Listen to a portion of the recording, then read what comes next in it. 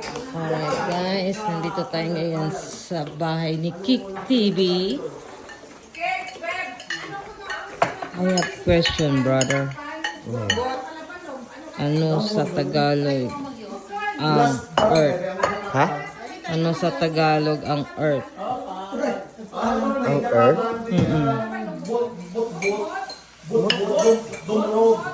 Earth. Ano? 1, 2, 3, 4, Kalikasan. 5.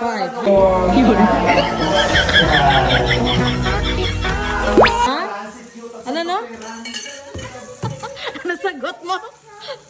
Kalikasan. Kalikasan. Mali! Oh! Huwag ka muna maingay.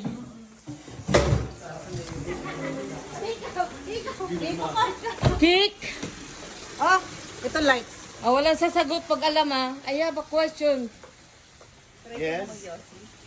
Ano sa Tagalog ang earth? Ripas! Earth. Huwag maingay. Mundo.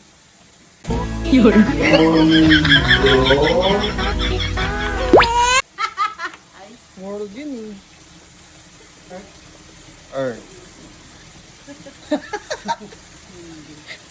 Straight ko mag-yossi. Hoy! Sa ano lang, kalahati lang.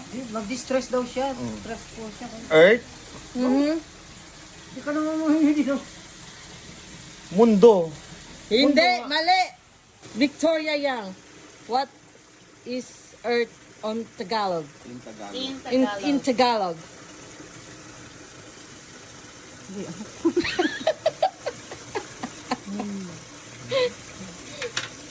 Ambay!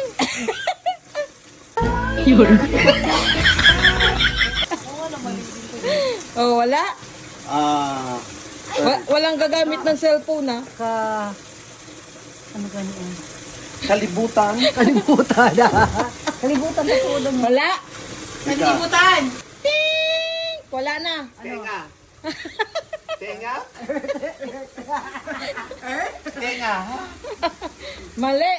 Tenga? Oh, walang magsi-cellphone ha. Pag nag-cellphone, madaya. Kay Clemens, kalikasan.